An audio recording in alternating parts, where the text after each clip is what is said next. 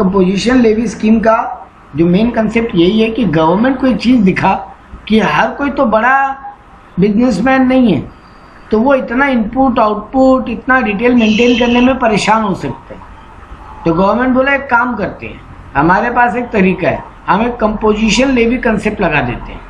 मतलब जो लोग छोटा स्मॉल टैक्स पेयर है ना, स्मॉल जीएसटी वाला, स्मॉल बिजनेसमैन, उन लोगों को बोला तुम लोग इनपुट आउटपुट का झमेला छोड़ो, तुम लोग 1% या 5% बोल के हम रेट रख रहे हैं, डायरेक्ट वो दे दो। मतलब तुम्हारा कोई भी गुड्स हो, हमको नहीं फर्क पड़ता, बट तुम 1% या 5% स्कीम, एक और 0.5% स्कीम है, 1, 0.5 और 5, आई थिंक यही 3 रेट है। एक मिनट रुक,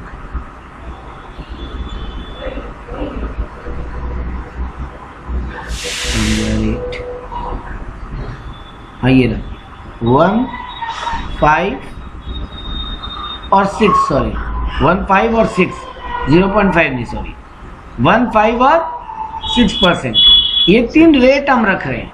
ये 3 रेट में तुम्हारे ऊपर जो एप्लीकेबल होगा उसमें से जीएसटी दे दो।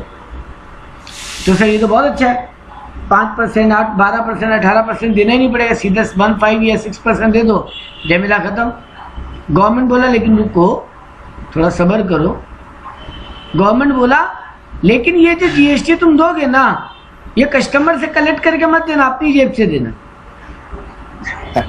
अच्छा, दूसरा बात, जो भी तुम्हारा इनपुट है ना पीछे, उसको भूल जाना, वो इनपुट क्लेम करने का मौका नहीं मिलेगा।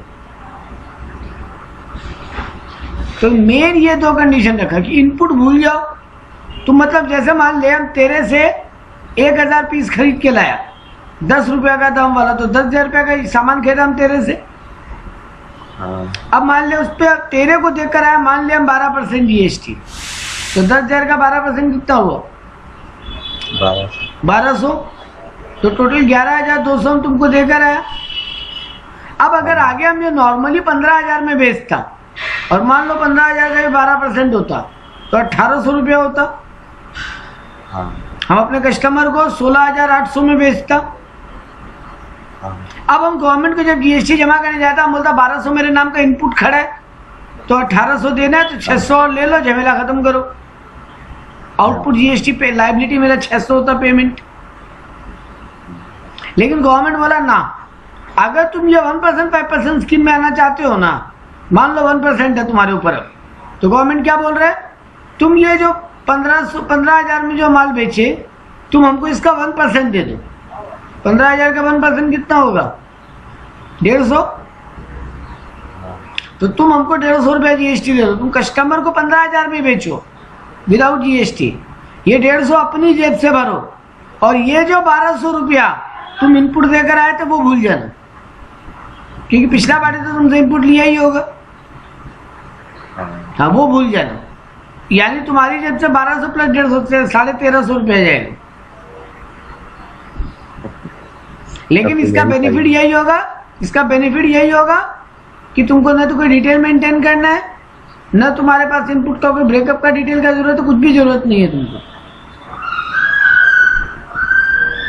तो यही एक, और तुमको क्वार्टरली रिटर्न फाइल करना होगा, तुमको ये भी एक एडवांटेज देंगे, और क्वार्टरली जीएसटी जमा देना होगा।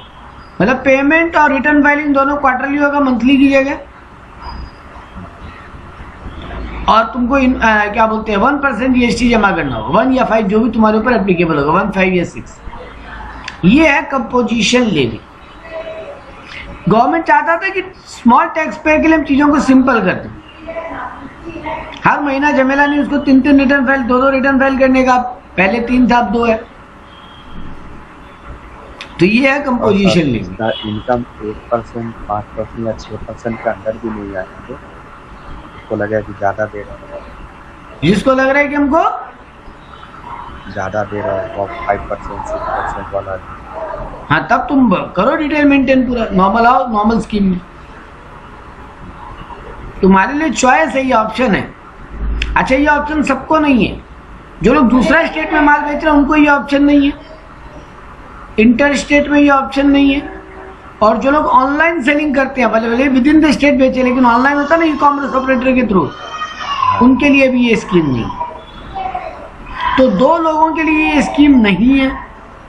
तीन बेनिफिट है कि डिटेल मेंटेन नहीं करना, quarterly payment, quarterly return filing. उनके लिए तो ये बेनिफिट है ना जिनके ऊपर 18% जीएसटी लगता है। वो लोग बोलेगा हाँ ठीक है हमारे लिए 1% में काम हो जा रहा है। तो ठीक है, तुमको अगर तुम्हारे फायदे में लग रहा है तो ये स्कीम लो तुम, नहीं तो मत लो, तुम्हारा चॉइस है। तो स्कीम का एडवांटेज क्या है? Less compliance, books of record maintain नहीं करना, रिटर्न हर महीना नहीं फाइल करना, मेरा टैक्स लायबिलिटी भी लिमिटेड हो गया, मेरे को लोअर रेट वाला एडवांटेज भी मिल सकता है। अगर मेरा उस पर 18% है तो उसकी जगह तो यहाँ 1% में काम हो जा रहा है मेरा। लेकिन इसका डिसएडवांटेज भी है, ये सिर्फ within the state business हो तभी मिलेगा, इंटर स्टेट में नहीं मिलेगा। ये debarred from carrying inter state business, तुम इंटर स्टेट बिजनेस नहीं कर सकते, आईटीसी नहीं क्लेम कर पाओगे, taxpayer will not be eligible to supply non taxable, तुम नॉन टैक्सेबल गुड नहीं बेच सकते। ऊपर जो पढ़े थे ना एग्जम्प्टेड गुड्स, वो सबका बिजनेस नहीं कर सकते, ई कॉमर्स के थ्रू बिजनेस नहीं कर सकते, ठीक है ना। और जो तुमसे खरीद के ले गया वो भी आईटीसी क्लेम नहीं कर पाएगा क्योंकि तुम तो उससे जीएसटी लिए ही नहीं, तो चेन वहीं टूट गया। अभिषेक सर मस्कूर को सामान बेचा, मान लें मस्कूर को, अभिषेक सर मस्कूर नॉर्मल रजिस्टर्ड है, मस्कूर बेचा अस्मिता को, अब मान लिया अस्मिता कंपोजिट स्कीम में है तो चेन तो वहीं ब्रेक, अस्मिता भी इनपुट क्लेम नहीं करेगी। अस्मिता बेची नीरज को, मान लो नीरज आगे बेचा पवित्रों को, अब ये लोग कोई भी इनपुट क्लेम में नहीं जा पाएगा, चेन वहीं टूट गया। ठीक बात।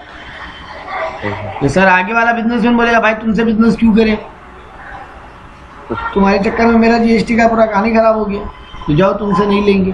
तो कंपोजिशन स्कीम में नुकसान ज्यादा ही है, लेकिन जिनको लगता है कि नहीं ठीक है मेरे को उतना पंगा नहीं पालना, तो ठीक है स्कीम। सर किन के लिए स्कीम हर कोई ऑप्ट कर सकता है?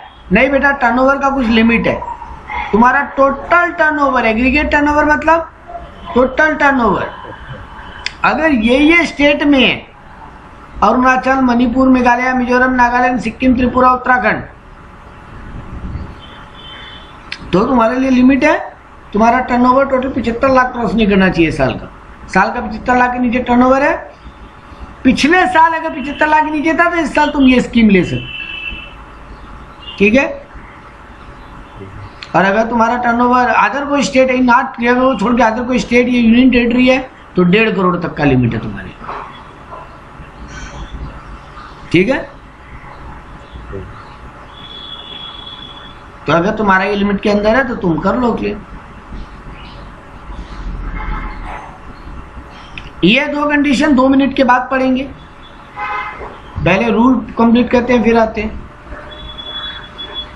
सर क्या है रूल अब आगे? तो सर ये रहा रेट।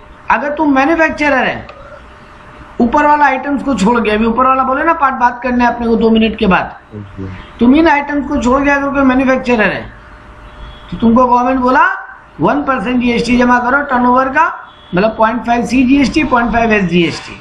सर यहाँ जीएसटी नहीं हो सकता, हो ही नहीं सकता क्योंकि दूसरा स्टेट में माल बेचने वाले को कंपोजिट स्कीम है ही नहीं। अगर तुम ट्रेडर है, ट्रेडर तो 1%, मतलब तुम मैन्युफैक्चरर है या ट्रेडर है तो 1%, तुम रेस्टोरेंट सर्विस चलाता है तो 5%, और तुम अगर service other than restaurant service, restaurant को छोड़ के और कोई सर्विस का काम करता है तो 6%। ये 4 लिमिट गवर्नमेंट रखा, तुम ये रेट पे जीएसटी जमा करो और आराम करो, ठीक है। लेकिन इसमें भी कंडीशन लग दिया, मतलब गवर्नमेंट को एक चीज बेचदार है, हर चीज में कंडीशन पे भी और कंडीशन लगा दो। बोला manufacturing trader allowed to supply of service with supply of goods. अब कोई ऐसा है मैन्युफैक्चरर है ना बेटा जो मैन्युफैक्चरिंग और ट्रेडिंग दोनों करता है, यानी सर्विस भी बेच रहा है और गुड्स भी बेच रहा है, ऐसा होता है ना बहुत लोग जिनका दोनों काम है सर, वो थोड़ा गुड्स भी बेच रहे हैं, बाकी जैसे तुम अगर क्या बोलते हैं सैलून में जाते हो तो वो तुमको सर्विस भी बेच रहे हैं। तुम जावेद हबीब के पास गए, वो तुमको सर्विस भी बेच रहे हैं। सर आप जावेद हबीब का एग्जांपल क्यों लिया? अरे बेटा नॉर्मल वाला तो जीएसटी में रजिस्टर्ड ही नहीं होगा। नॉर्मल तुम अपने गली के मोड़ पे जो सैलून में जाते हो, हम बात कर रहे हैं यहाँ पे सर जो लोग प्रॉपर वे में जीएसटी रजिस्टर्ड होकर बिजनेस कर रहे हैं, सर्विस वाला लोग। तो जावेद हबीब का एग्जांपल लिया हम जस्ट केवल। तुम्हारा वो हेयर स्टाइलिस्ट कर रहे हैं, तुम्हारा सर्विस दे रहे हैं, और तुमको वो कुछ वहां पे तो तुम्हारा को होता है ना, अगर तुम ये वाला प्रोडक्ट यूज करना चाहते हो, वो शैम्पू तो उसका रेट इतना, उसका रेट इतना, तो वो गुड्स भी तो बेच रहे हैं एक तरीके से, सर्विस में यूज कर रहा है वो गुड्स को, लेकिन उसका भी तो पैसा ले रहा है सर, है ना। तो सर वहां पे क्या होगा? बोला higher of the following is allowed. अगर तुम दोनों टाइप का एक्टिविटी में इन्वॉल्व हो, तुम्हारा 10% of the turnover in state और यूटी प्रोसीडिंग फाइनेंशियल ईयर, या फिर अगर तुम मैन्युफैक्चरर या ट्रेडर हो और तुम्हारा जो सर्विस है ना, सर्विस, हम रिपीट कर रहे हैं बात, तुम मैन्युफैक्चरर या ट्रेडर हो और तुम्हारा जो सर्विस है ना वो 10% ऑफ द टर्नओवर या ₹5 lakh whichever is higher तक जा रहा है, तो भी तुम ये स्कीम ऑप्ट कर सकते हो। और अगर तुम रेस्टोरेंट सर्विस चला रहे हो और 50 लाख के ऊपर तुम्हारा सर्विस जा रहा है, क्योंकि रेस्टोरेंट में भी तो वही कहानी है ना, गुड्स और सर्विस दोनों इन्वॉल्व हो जाता है सर। रेस्टोरेंट वाला तुमको खाना भी दे रहे हैं तो गुड्स है वो, और वो तुमको अपना एम्बियंस यूज करने दे रहा है, एसी यूज करने दे रहा है, टेबल यूज करने दे रहा है, वहां बैठ के तुमको सर्व कर रहा है खाना, तो उसका भी तो कमाता है। ये सिर्फ सब्जी का ही दाम लेता है तुमसे, तो वो सब भी जोड़ लेता है वो ना। तभी तो एक सर्विस का दाम वहाँ, एक सब्जी का दाम वहाँ पे 175, 180, 200 रुपये प्लेट हो रहा है। 200 रुपये में उतना सब्जी थोड़ी नहीं बनता है, सब बन तो 70 रुपये में ही जाए पूरा, 50, 60, 70 रुपये में बन जाएगा तुमको उतना। हाँ 200-250% वालों का रेट ऊपर रहता है, क्योंकि एक तो रीजन है कि रेस्टोरेंट तुमको पूरा अपना सर्विस यूज करने दे रहा है, वहां बैठने का, टेबल, चेयर, एसी, टीवी तुमको ला के टेबल पे सर्व कर रहा है, तुम्हारे लिए बना के दे रहा है, कुक करके दे रहा है, वो सब पैसा चार्ज जुड़ेगा। सब प्रॉफिट तो जोड़ ही रहा है वो, ठीक है, लेकिन प्रॉफिट के साथ वो अपना सर्विस का भी तो पैसा जोड़ ले रहा है सब्जी में। तो सर वहां पे 50 लाख तक का लिमिट, मतलब मैन्युफैक्चरर या ट्रेडर अगर सर्विस दे तो 10% ऑफ द टर्नओवर या 5 lakh whichever is higher, ठीक है, चलेगा उतना। उसके भी लिमिट के पार है तो फिर तुम कंपोजिट स्कीम मत लो, तुम नॉर्मल स्कीम में जाओ जहां दोनों एक साथ इन्वॉल्व हो रहे हैं। वैसे ही रेस्टोरेंट के लिए क्या बोला, सॉरी अदर देन रेस्टोरेंट के लिए क्या बोला, गलती हो जाता है, ऊपर वाला रेस्टोरेंट के लिए, अदर देन रेस्टोरेंट बोला 50 लाख तक अगर सर्विस इन्वॉल्व है गुड्स के साथ तो तुम ये कंपोजिट स्कीम ले लो, अदरवाइज मत। ठीक है सर, यहाँ पे गुड्स किसको माना, किन किन मैन्युफैक्चरर के लिए कंडीशन था? देखो आइसक्रीम, पान मसाला, टोबैको, एरेटेड वाटर, ब्रिक्स मतलब वो ईटा, फॉसिल मिल्स का ब्रेस, कोई भी टाइप का। हाँ इसको तुम्हारा आवाज समझ में नहीं आ रहा, वापस बोल। सर बोल रहे टोबैको, पान मसाला तो जीएसटी में नहीं आएगा, वैट में आएगा। नहीं, टोबैको पान मसाला कौन बोला जीएसटी में नहीं आएगा? सर ये सब में तो वही लगता है ना, अल्कोहल प्रोडक्ट में लगता है, अल्कोहल पेट्रोलियम प्रोडक्ट उनमें लगता है, टोबैको पान मसाला में नहीं। ठीक है, तुम टाइल्स वगैरह का बिजनेस करते हो, ब्रिक्स वगैरह का बिजनेस करते हो, टोबैको पान मसाला, आइसक्रीम, इनका काम करते हो, तो तुम्हारे लिए क्या रूल है कि तुमको ये दोनों चीज देखना पड़ेगा, तुम्हारा गुड्स टर्नओवर दोनों इन्वॉल्व, सर्विस दोनों इन्वॉल्व हो, तो ये लिमिट देख लो। अगर तुम ये लिमिट के अंडर हो तो तुम कंपोजिट स्कीम ले लो और माथापच्ची छोड़ो, सिर्फ जितना तुम्हारा टर्नओवर है उसका जो तुम्हारा जो रेट है 1%, 5% या 6% वो तुम जमा कर दो और बाकी सब कहानी भूल दो। इनपुट विनपुट, पार्टी से पैसा कलेक्ट करना, वो सब झमेला तुमको नहीं करना। ठीक है ना, कंडीशन तो हम बता ही दिया था, वो इंटरस्टेट सप्लाई नहीं कर सकता, वो electronic commerce e commerce business नहीं कर सकता, ठीक है ना। ये सब चीजों का काम वो नहीं कर सकता, इसमें इतना ही कहा। तो यहाँ पर इसका भी एग्जाम्पल और कुछ कहा यहाँ पे हो गया काम। हाँ एक बात ध्यान रखना, जब बोलता है ना टोटल टर्नओवर देखना पड़ेगा ना 75 लाख या 1.5 करोड़ के लिए। टोटल टर्नओवर का मतलब क्या होता है? मान लिया एक एग्जांपल देता है मजबूर कि मेरा टर्नओवर जो है ना उसमें क्या बोलते हैं, कुछ आइटम जो है वो टैक्सेबल है, कुछ आइटम नॉन टैक्सेबल वाला भी, तो वो भी कैलकुलेट करें जब टर्नओवर देखना होगा। हाँ मान लो हम बेच रहे हैं, एक एग्जांपल दे रहे हैं, हम पैकेट चावल भी बेचते हैं, उस पर जीएसटी है, और हम खुला चावल भी बेचते हैं, उस पर जीएसटी नहीं है। पैकेट चावल मेरा जो है वो है 70 लाख का सेल, और खुला चावल जो है उसका सेल है मेरा मान लो 90 लाख। तो यहाँ अगर तुम केवल जीएसटी वाला आइटम देखता तो ये पैकेट चावल है, तो ये तो मेरा टर्नओवर लिमिट के अंदर है, 1.5 करोड़ तक। मान लिया हम वेस्ट बंगाल में बिजनेस कर रहे हैं, तो उन स्टेट्स में खाली 75 लाख है, बाकी सारा जगह 1.5 करोड़ है, तो यहाँ तो मेरा 1.5 करोड़ के लिए नीचे लिमिट है। तो तुम बोलोगे आप तो कंपोजिट स्कीम ले सकते हो आराम से, नहीं, मेरा टोटल टर्नओवर देखना है जिसमें taxable, non taxable, exempted good सब आ गया, सब कुछ लेके मेरा उस जीएसटी नंबर का रजिस्ट्रेशन लेके सब कुछ उस बिजनेस के अंदर जो मेरा सेल हो रहा है, सारा सेल का बात हो रहा है। तो यहाँ 90 और 70 1 करोड़ 60 लाख होता है सर। तो सर आप 1.5 करोड़ का लिमिट पार कर गए, तो आपके लिए कंपोजिट स्कीम नहीं है। तो एग्जाम में ना कंपोजिट स्कीम है कि नहीं, बस वही देखने का ही ज्यादातर क्वेश्चन बनता है। बात बाकी तो तुमको पता है कि कंपोजिट स्कीम में क्या करना है उसको, ठीक है। सर एक बात बताइए, आप तो पिछला साल का टर्नओवर देख रहे हैं। लास्ट ईयर मेरा टर्नओवर मान लो 1 करोड़ 40 लाख था last year, total turnover 1 crore 40 lakh था, एग्रीगेट टर्नओवर। अब इस साल हम कंपोजिट स्कीम के लिए एलिजिबल है? हाँ है। अब आइए सर, लेकिन प्रॉब्लम क्या हुआ, इस साल आपका टर्नओवर बढ़ते बढ़ते बढ़ते बढ़ते जैसे नवंबर आया, आपका इसी साल टर्नओवर अब 1 करोड़ 60 लाख पार कर चुका है। जैसे ही आप वो लिमिट पार की हो, चेक हम भले पिछले साल के हिसाब से कर रहे हैं, लेकिन इसका मतलब ये नहीं है कि पूरा सारी हम स्कीम के अंदर रह जाएंगे। टर्नओवर तो मेरा चेक हो सकता है ना, हर महीने कितना सेल हुआ। जैसे ही हमको लेके ना हम 1.5 करोड़ पार कर गए इस साल, तुरंत स्कीम से बाहर हो जाएंगे और तुरंत नॉर्मल स्कीम में आ जाएंगे इसके बाद से। तो यहाँ पे ये बोला ये ऑप्शन लैप्स हो जाएगा अगर हम एग्रीगेट टर्नओवर मेरा करंट फाइनेंशियल ईयर में थ्रेशोल्ड लिमिट को क्रॉस कर दें, ठीक है।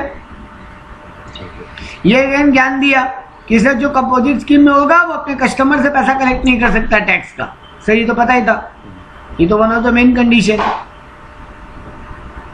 अगर हम चिटिंगबाजी करके ये स्कीम ले ले तो मतलब गवर्नमेंट हमको लगता है गवर्नमेंट को क्या पता चलेगा, ठीक है। गवर्नमेंट डायरेक्ट को एक बार बैठ के चेक नहीं कर सकता, बात तो करेक्ट है। लेकिन सर जैसे पकड़े जाएंगे उतना टैक्स तो लेगा ही, वो टैक्स तो लेगा ही जो डिफरेंस बच रहा है, इसके अलावा आपसे पेनल्टी भी लेगा।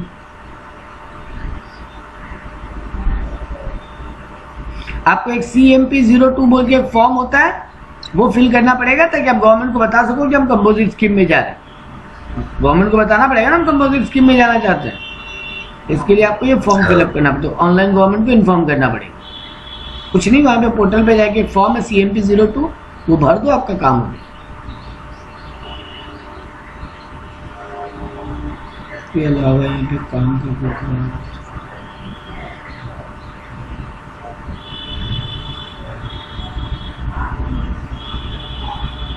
कुछ काम का नहीं है।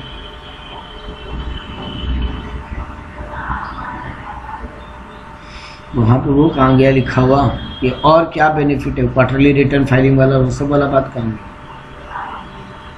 बेनिफिट्स ऑफ कंपोजिट स्कीम नहीं बताया ना, ठीक है हम बता चुका है वो तुमको। कि तुमको ना मतलब क्या बोलते हैं हर महीना दोनों रिटर्न फाइल नहीं करना पड़ेगा, तुम क्वार्टर खत्म होने के अगले महीने रिटर्न फाइल करोगे, वैसे टैक्स पेमेंट भी क्वार्टर खत्म होने के अगले महीने ही करोगे।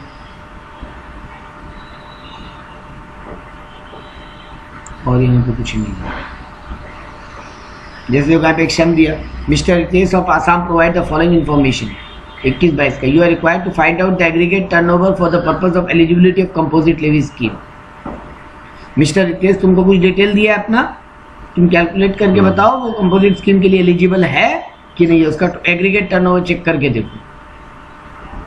तो देखो value of taxable outward supply 75 lakh का, जिसमें से 10 लाख का सेल उसका इंटर स्टेट सप्लाई है, मतलब दूसरे स्टेट है।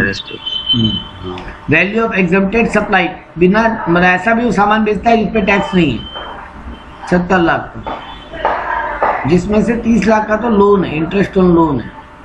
वैल्यू ऑफ इनवर्ट सप्लाई, वो इनपुट कितना खरीद के लाया है जिसपे आरसीएम लग रहा है, 15 लाख। आरसीएम वाला भी ये स्कीम नहीं ले सकता, ठीक है। और वैल्यू ऑफ एक्सपोर्ट भी है उसका 7 लाख,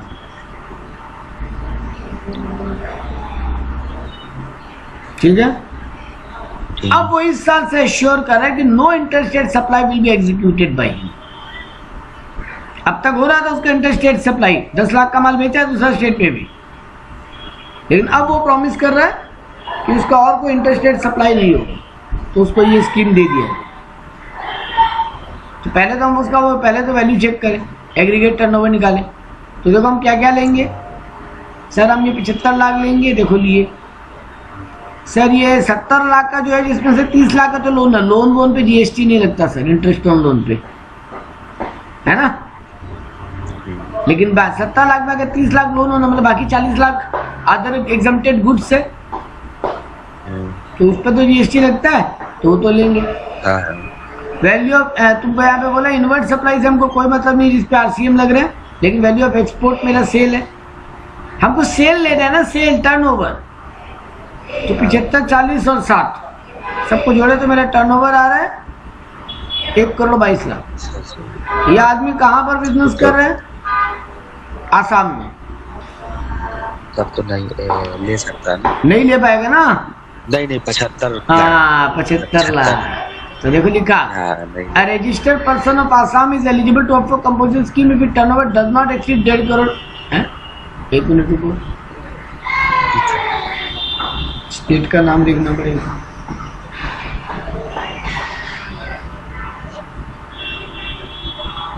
अरुणाचल, मणिपुर, मेघालय, मिजोरम, नागालैंड, सिक्किम, उत्तराखंड।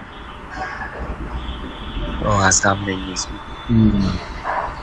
एक ही अरुणाचल प्रदेश। याद करने का ट्रिक बनाते हैं, रुको।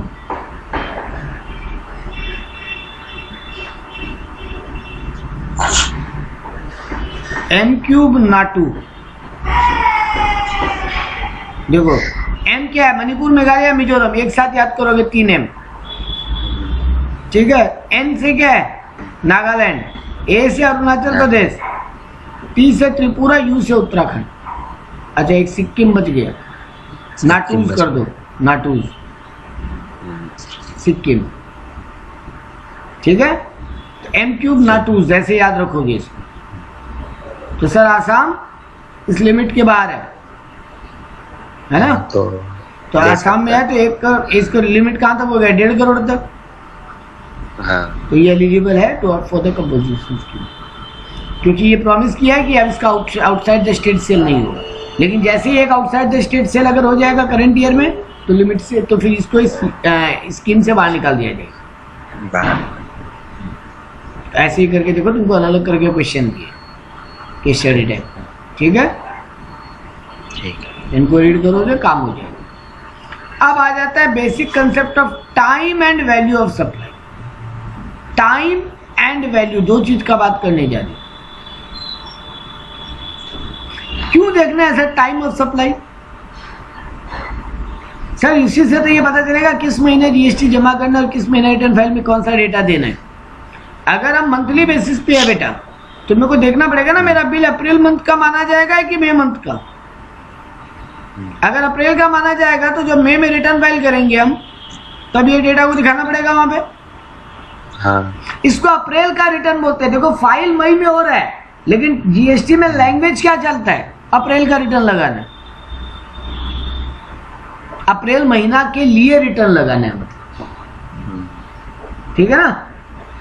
मई का रिटर्न लगाना मतलब मई महीना के लिए लगाना। लगाओगे कब? सर जून में, अगर मंथली है तो, और अगर क्वार्टरली है तो अप्रैल मई जून। तो लगाएंगे कब? जुलाई में। इस क्वार्टर के लिए लगाएंगे कब? जुलाई में। वैसे ही जुलाई अगस्त सितंबर लगाएंगे कब? अक्टूबर में। अक्टूबर नवंबर दिसंबर लगाएंगे कब? जनवरी में। जनवरी फरवरी मार्च लगाएंगे कब? अप्रैल में।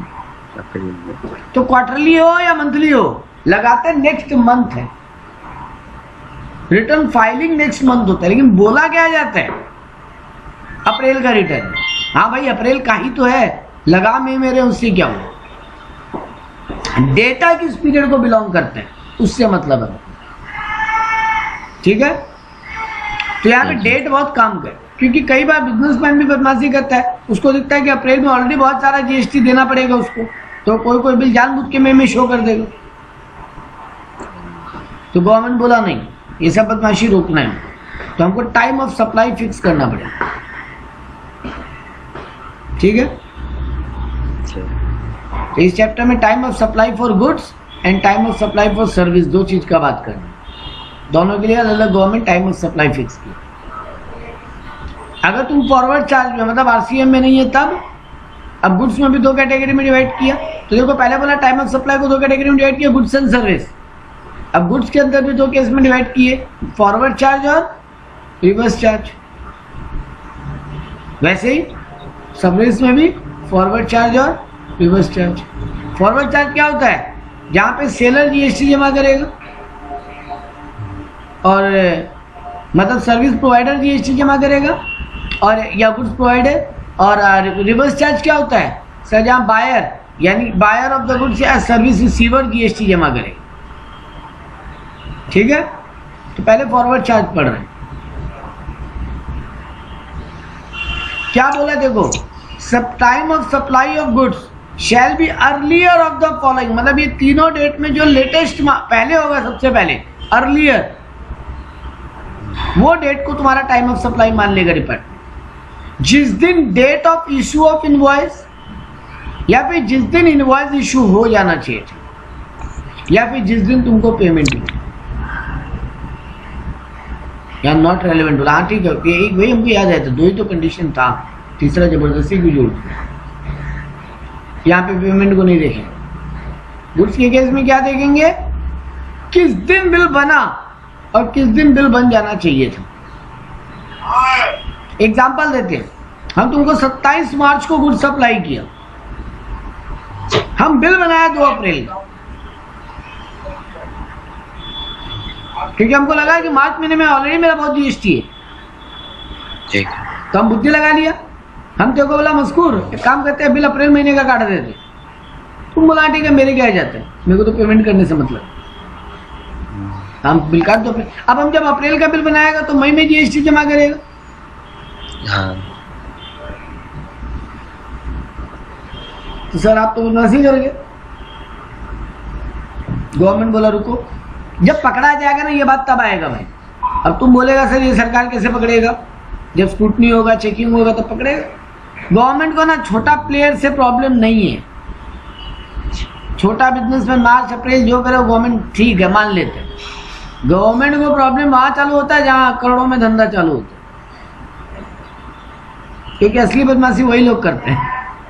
छोटा प्लेयर क्या बदमाशी करेगा, उसके कितना जीएसटी बन जाएगा, 10,000 12,000 15,000 25,000। गवर्नमेंट बोलता है ठीक है तुम अगले महीने दे देना जमा। लेकिन जहां बड़ा प्लेयर आता है वहां करोड़ों में बात होता है, जीएसटी का फिगर भी करोड़ों में आ जाता है, गवर्नमेंट को वहां पकड़ा, ठीक है।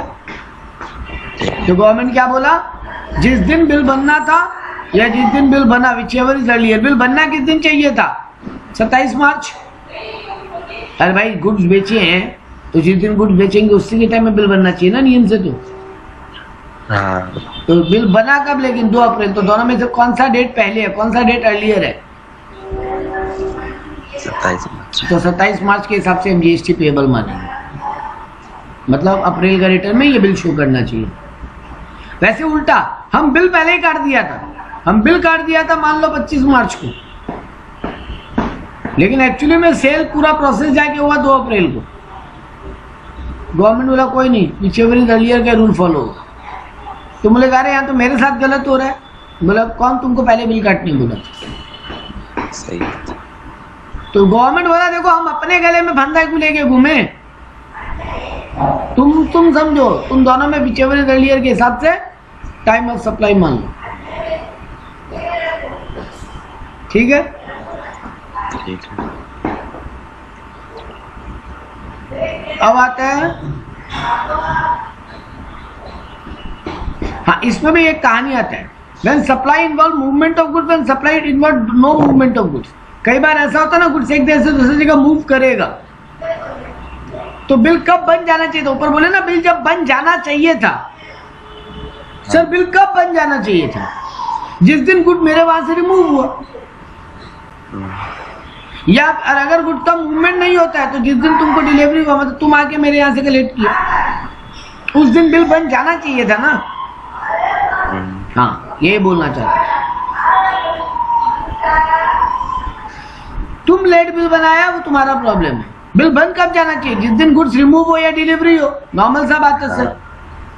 हाँ तो उस दिन बिल बन जाना चाहिए था। बिल कब बना? Whichever is earlier. देख लो सर मेरा ना कंटिन्यूअस सप्लाई है, मस्कूर मेरे आया बोला हमको 5000 पीस चाहिए, हम बोला हर महीना करके 1000 पीस सप्लाई करेंगे, तुम बोला वही करना है। तो फिर आप कैसे जीएसटी लेंगे 5 महीना कंप्लीट होने के बाद? कि पहला सप्लाई होती पूरा पे? हर महीना तो नहीं सकते। हाँ तो जितना जितना महीना जिस दिन रिलीव हुआ, इस महीना 1000 यूनिट निकला तो 1000 यूनिट पे जीएसटी का बात होना चाहिए इसी महीना। तो 1000 यूनिट का मान बिल तुम एक बना रहा है, उसको प्रॉब्लम क्या पता है? बिल तुम एक बना रहे हैं, ऑब्वियस बात है ना, 5000 यूनिट का पूरा बिल तो तुम एक ही बनाएगा, बिल थोड़ी ना 5 ठो बना के बैठ जाएगा। अब तुम होटल में जाते हो, खाना ऑर्डर करते हो, वो तुमको एक बार सब्जी ला के दे रहा है, एक बार तुमको कोई और आइटम ला के दे रहा है, एक बार आइसक्रीम ला के दे रहा है, बिल तो टोटल एक ही बनता है भाई। यहाँ भी वैसे ही कहानी है, बिल एक बन रहा है सर। तो बोला when successive statement of accounts or successive payment are involved, invoice should be issued before or at the time of statement issued. हम तुमको एक स्टेटमेंट तो दे ही रहा होगा। इस केस में गवर्नमेंट बोला ठीक है पेमेंट भी दे दो, जिस दिन वो स्टेटमेंट दिया हम तुमको, या तुमको हम पेमेंट दिए व्हिचएवर इज अर्लियर ले लो, अगर कंटिन्यूअस सप्लाई है। ठीक है, ठीक है। तो यहाँ पे गवर्नमेंट यही चार्ट बनाए, देखो ये रहा chart. Supply of movement of goods, yes, तो फिर earlier of the following, date of issue of invoice या date of removal of goods, whichever is earlier. लेकिन अगर मूवमेंट नहीं है गुड्स का तो date of issue of invoice या date of delivery, whichever is earlier. इसके ऊपर ये तुमको डेट का सम दिया, इनवॉइस इशू हुआ इस दिन, गुड्स रिमूवल हुआ इस दिन। देखो यहाँ पे पहले केस, इनवॉइस कब इशू हुआ? 15 अप्रैल को, लेकिन गुड्स मेरे यहाँ कब निकला? 20 अप्रैल को। तुमको अवेलेबल भी हुआ 20 अप्रैल को ही, और तुम लेकिन पेमेंट हमको 19 अप्रैल को दे दिए थे। सर हमको पेमेंट से कोई मतलब नहीं है, गुड्स अवेलेबल होने से हमको कोई मतलब नहीं है, मेरे को सिर्फ मतलब है किस दिन बिल बना और किस दिन गुड्स रिमूव हुआ, यानी किस दिन बिल बनना चाहिए था। तो दोनों में से अर्लियर कौन है? 15 अप्रैल 20 अप्रैल में 15 अप्रैल, तो 15 अप्रैल टाइम ऑफ सप्लाई हो गया। ठीक है ना। 3 नंबर केस देखो, 15 अप्रैल को इनवॉइस इशू हुआ, गुड्स का रिमूवल हुआ ही नहीं, मतलब तुम मेरे यहाँ आके डिलीवरी लिया, ठीक है। तुमको हम लेकिन गुड्स 20 अप्रैल को अवेलेबल कर दिए थे। सर पेमेंट से तो कोई मतलब भी नहीं है, तो यहाँ पे किस दिन अवेलेबल किया यानी डिलीवरी, और जिस दिन इनवॉइस व्हिचएवर इज अर्लियर। ठीक बात। जैसे देखो यहाँ 4 नंबर एग्जांपल में 15 मई को इनवॉइस बना, लेकिन 20 अप्रैल को तुमको गुड्स अवेलेबल करवा दिया था कि तुम आओ ले जाओ डिलीवरी ले लो, तो इन दोनों में 20 अप्रैल अर्लियर है। देख लो, 20 अप्रैल, भले ही बिल बाद में बना लेकिन सप्लाई अब तो उसी दिन से मिलनी है। ठीक है। ठीक है। जैसे देखो 15 जून इनवॉइस इशूड, गुड्स का रिमूवल हुआ 20 जून, गुड्स अवेलेबल तुमको हम करा दिया था 20 अप्रैल को।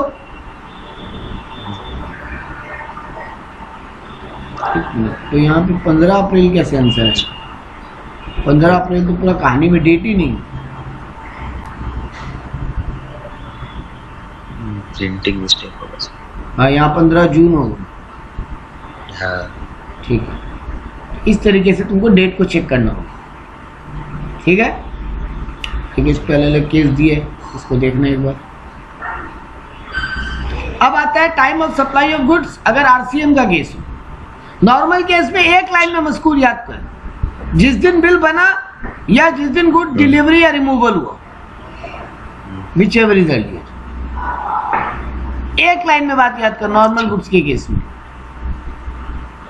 बात क्लियर है? हाँ। लेकिन अगर आरसीएम है, बेटा आरसीएम में दिक्कत क्या होता है? हम मजकूर को गुड्स बेचा, मजकूर हमको पे करेगा। नॉर्मली होता तो हम ही जीएसटी गवर्नमेंट को जमा करते, लेकिन यहाँ तो मजकूर को ही जीएसटी जमा करना है। हाँ। आरसीएम तो यही है ना, बायर को जीएसटी जमा करना है। हाँ सर। तो सर इसके लिए बायर को थोड़ा ना ज़्यादा टाइम चाहिए, क्योंकि वो बिल बना के देता है और करता है, पेमेंट होता है बायर के लिए, मतलब बहुत कुछ है। तो गवर्नमेंट बोला ठीक है, तुमको थोड़ा ज़्यादा टाइम देते, तुमको यहाँ पे 4 डेट देते हैं, विच एवर इज अर्लियर ले लो। सर क्या दिया वो 4 डेट? बोला earlier of these receipt of goods, payment, ठीक है। किस दिन पेमेंट हुआ और किस दिन पेमेंट सामने वाली पार्टी के अकाउंट, मेरे अकाउंट से कटा। ये दोनों डेट अलग अलग हो सकता है ना। हाँ। रिसिपिएंट के बुक्स में पेमेंट का डेट अलग और सप्लायर के गुड्स में पेमेंट का डेट अलग। हाँ। हाँ, और उसमें बोला इनवॉइस डेट से प्लस 31 डेज। तो किस दिन गुड्स मिला, किस दिन पेमेंट गया, और इनवॉइस डेट से 31 डेज,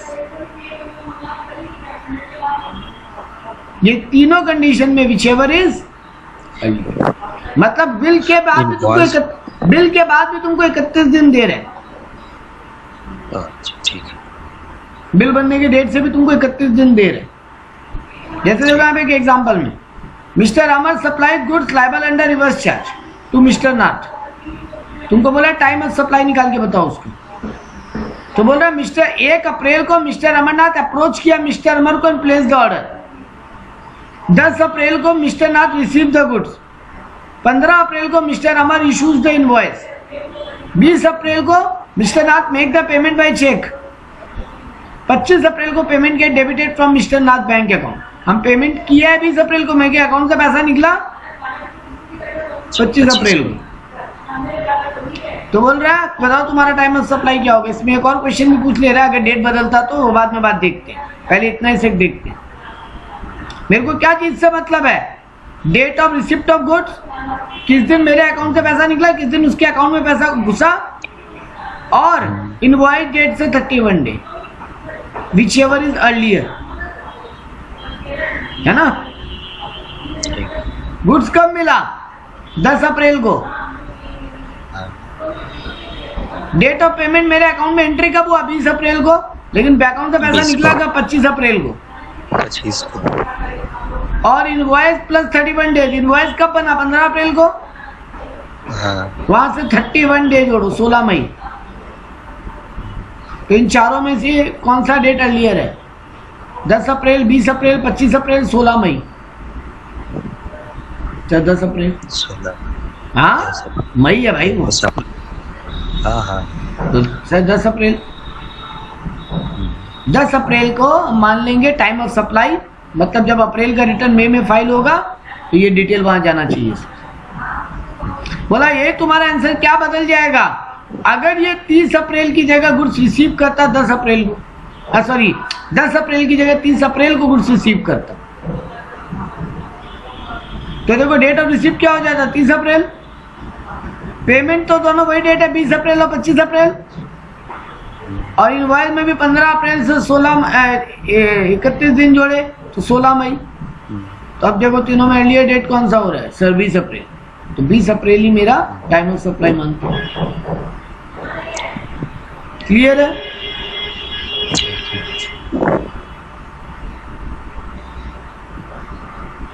कई बार तुमको फ्री गिफ्ट वाउचर मिलता है ना,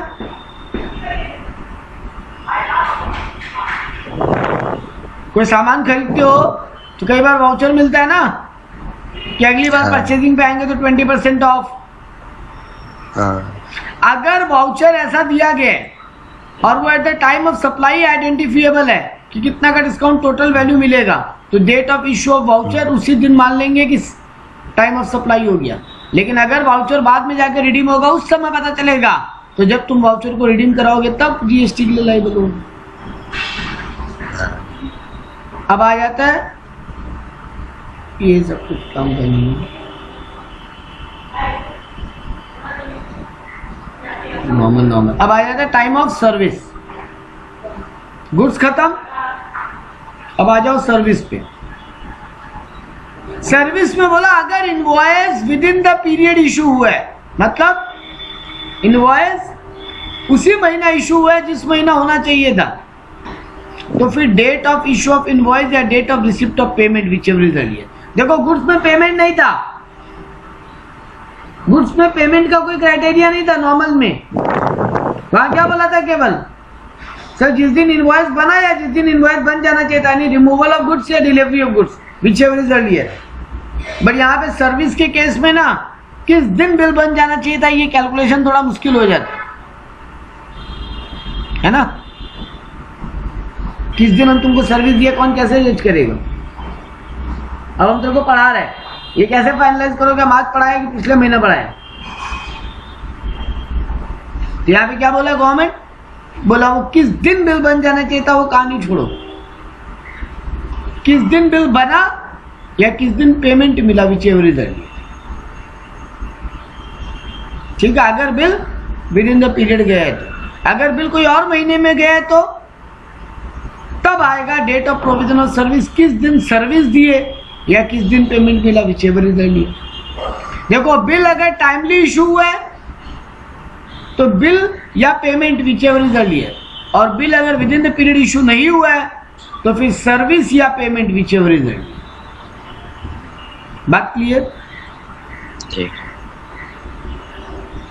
और यही अगर आरसीएम होता तो बन गया। हाँ, अगर आरसीएम होता तो सर वो दोनों कंडीशन सेम रहता, बस 30 डेज और मिल जाता, और अगर ये बैंकिंग है तो 45 दिन मिल जाता और। ठीक है, ठीक, बस इतना ही क्राइटेरिया इसमें।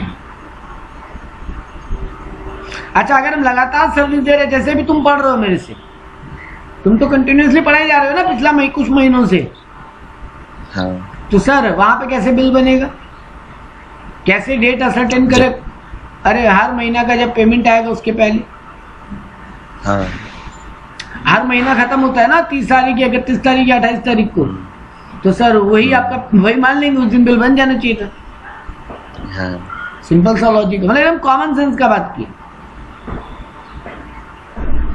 सर पेमेंट का डेट अगर फिक्स नहीं है तो ऐसा भी तो होता है, जैसे तुम्हारा मेरा भी, तुम जो हम लोगों से पढ़ रहे हो, तुम्हारा मेरा पेमेंट का कोई डेट फिक्स नहीं है वैसे नहीं। तो सर जब पेमेंट करो तब उसके पहले वाला डेट तक बिल बन जाना चाहिए। हाँ। देखो डेट फिक्स है तो कोई झमेला ही नहीं है, डेट फिक्स नहीं है तब जिस दिन पेमेंट करो उस दिन। ठीक है, और अगर इवेंट खत्म होने से है तो जिस दिन वो इवेंट खत्म हो उस दिन से पहले बिल बन जाना चाहिए। सीधा बात है सर, पेमेंट या काम खत्म होने के पहले पहले बिल बन जाना चाहिए, बस इतना ही कंडीशन। ठीक है, देखो यहाँ पर भी वैसे काम किया, date of service, service supply हुआ 15 अप्रैल को, इश्यू ऑफ इनवॉइस हुआ 20 अप्रैल को, पेमेंट कब आया 22 अप्रैल को। तो हमको तीनों में व्हिचएवर इज अर्लियर देखना नहीं, एक मिनट गलती हुई। पहले यहाँ पे क्या देखेंगे, क्या बिल टाइमली इशू हुआ, बिल किस महीने इशू हो जाना चाहिए था, 15 अप्रैल में, है ना। बिल 15 अप्रैल को इशू हुआ ना, हाँ और सर्विस भी कौन से महीना में दी? अप्रैल महीने में। हाँ तो बिल टाइमली इशू हुआ। बिल जब टाइमली इशू होता है तो रूल क्या होता है? इशू रिसिप्ट ऑफ पेमेंट या date of issue, whichever is earlier. तो यहां देखो, सर्विस ऑफ सप्लाई 15 अप्रैल को हुआ है, इशू 20 अप्रैल को हुआ है, पेमेंट 22 अप्रैल को। तो पेमेंट और issue of invoice which ever is earlier. Earlier कौन सा अर्लियर है? 20/4। ठीक है, ठीक है। तो ऐसे देखेंगे।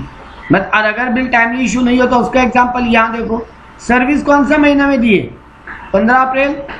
15 अप्रैल। लेकिन इनवॉइस कब बना है? 20 मई। देखो बदमाशी की है ताकि जीएसटी लेट देना पड़े। तो यहाँ बिल टाइमली इशू नहीं हुआ है, तो बिल टाइमली इशू नहीं हो तो रूल क्या बनता है? जिस दिन बिल बन जाना चाहिए था या payment which ever is earlier. तो बिल किस दिन बना? किस दिन बिल बन जाना चाहिए था? 15 अप्रैल। और पेमेंट कब हुआ? अच्छा, ये मेरे को बुक्स में कब लिखे उससे मतलब नहीं है, बैंक अकाउंट से पैसा कब निकला उससे मतलब है। तो पेमेंट कब हुआ? 1 अप्रैल। तो 1 अप्रैल या फिर सर्विस कब हुआ? 15 अप्रैल, विच एवर इज अर्लियर। तो बिल अगर जिस महीना सर्विस दिया उसी महीना बिल बन गया तब तो पेमेंट या bill which ever is earlier. और अगर बिल उस महीना नहीं बना तो पेमेंट या फिर service given which ever is earlier. यही है, इसमें समझ देखना हो जाएगा और कुछ नहीं। हाँ, आखिरी टॉपिक आज के लिए, time of supply in case of reverse charge. Sir यहाँ पे भी कुछ नहीं, 61 डेज एक्स्ट्रा जोड़ लीजिए। गुड्स में कितना दिन एक्स्ट्रा जोड़ने बोला था? 31 दिन। यहाँ पे बाकी सब कुछ वही है, डेट ऑफ पेमेंट, जिस दिन तुम्हारे अकाउंट से निकला, जिस दिन सामने लगे अकाउंट में घुसा, या फिर invoice plus 61 days which ever is earlier. ये रूल है, ये रूल को एक जगह नोट डाउन करके फिर सबको देखना। ठीक है, ठीक है। और तो कुछ, हाँ एक चीज और बताते हैं, भूल जाते हैं बताना। कई बार होता है ना मस्कुर की, तुम हमको पेमेंट लेट किया, तुम लेट पेमेंट किया तो तुमको बोला भैया इंटरेस्ट लगेगा। वो इंटरेस्ट भी तो एक तरीके से मेरा कमाई हो गया तुमसे। हाँ, 1 लाख का माल बेचे थे, तुम पेमेंट में लेट किया, बोला हमको 1000 रुपया ब्याज भी देना पड़ेगा। तो सर वो 1000 रुपये भी जीएसटी लगेगा क्या? कमाई आपका लगना चाहिए। Very good, very good, very good. कमाई लगेगा, कमाई लगेगा। इंटरेस्ट ऑन लोन पे नहीं लगता बेटा, लेकिन ये लेट फीस का इंटरेस्ट पे लगेगा। लेट फीस का इंटरेस्ट, पेनल्टी इन पे लगेगा। तो सर इन पे जीएसटी कब दे? तब तो हमको जब बिल बना तब तो पता ही नहीं था कि ये भी हो सकता है। ठीक है ना सर, जब इंटरेस्ट मिलेगा तब, क्योंकि इंटरेस्ट तो पहले से फिक्स नहीं हो सकता ना। तुम टाइमली पे कर देता, कोई ब्याज ही नहीं होता। अब बिल बना अप्रैल महीने में, पेमेंट का बात हुआ था जुलाई में, और हम बोला तो जुलाई में पेमेंट नहीं किया तो ब्याज लगेगा। तो ये बात तो हमको पता ही नहीं चलेगा जुलाई तक तो कि तुम पेमेंट लेट करेगा कि टाइमली करेगा। 31 जुलाई तक तो टाइम है तुम्हारे पास। अब तुम लेट हुआ अगस्त में 7 तारीख तक, तो हम बोले 7 दिन का 1000 रुपया इंटरेस्ट या लेट फी लगेगा। तो ठीक है सर, इस पर तब जीएसटी लगा के तब जमा कीजिए। मतलब जुलाई में आप लिए हैं तो अगस्त में आपको रिटर्न फाइलिंग में उसको दिखाइएगा। ये था। अगर रेट बदल जाए उस दौरान तब क्या होगा? मान लो हम तुमको गुड्स आज बेचा जुलाई महीने में, और जिस दिन जीएसटी जमा करने का डेट है वो मान लो नवंबर है, और उस समय से जीएसटी का रेट बदल गया तो सर रेट चेंज होने के पहले अगर गुड्स या सर्विस हम सप्लाई कर दिए तो invoice for the same has been issued and the payment is also received after the change in rate of tax. Bill बाद में बना या पेमेंट बाद में हुआ, लेकिन काम पहले ही कर दिए थे। हम गुड्स या सर्विस तुमको रेट चेंज होने के पहले दे दिए थे, लेकिन जब पेमेंट का डेट आया, बिल बनने का डेट आया, वो बाद का डेट है। Time of supply shall be date of receipt of payment. अब उस दिन जो रेट है उस पर जीएसटी देना पड़ेगा। सॉरी, हाँ, टाइम ऑफ पेमेंट या इनवॉइस व्हिचएवर इज अर्लियर है। क्या पेमेंट और इनवॉइस दोनों ही रेट ऑफ चेंज होने के बाद हो रहा है? तो सर आपको हाई रेट पे जीएसटी देना पड़ेगा, जो भी नया रेट है उस पर देना पड़ेगा। ठीक है। वैसे सर यहाँ बोला व्हेन गुड्स और service both have been supplied after the change in rate, हम तुमको गुड्स और सर्विस रेट चेंज होने के बाद दिए और पेमेंट भी बाद में ही है, तब तो कोई बात ही नहीं है। ठीक है ना, तब तो कोई चक्कर ही नहीं है। देखो यहाँ पे चार्ट में दिया ही है, गुड्स और सर्विस दोनों ही आफ्टर सप्लाई हुआ, invoice issued after, payment receive बाद में। टाइम ऑफ सप्लाई क्या मानेंगे? रिसिप्ट ऑफ पेमेंट, वही रूल वही है ना। तो सर तब यहाँ पे नया ही रेट लगेगा। लेकिन अगर दोनों में से एक भी चीज बिफोर हो गया है, देखो यहाँ पे ठीक से गौर करो, इनवॉइस इशू या पेमेंट रिसीव दोनों में से एक चीज अगर बिफोर हो गया तब फिर ओल्ड रेट ही लगेगा। मतलब सर पेमेंट और इनवॉइस दोनों अगर डेट के बाद हो तब फिर नया वाला रेट लगेगा, और पेमेंट या इनवॉइस अगर पहले हो गया तो फिर ओल्ड रेट ही लगेगा। ठीक है, ठीक है। इसका ये समस्या और तो ठीक हो गया। टॉपिक खत्म। अगला टॉपिक क्या आएगा? Value of supply. तो अपने मोटा मोटी पेज नंबर 125 तक पहुंच चुके हैं, और 2 क्लास और जीएसटी तक।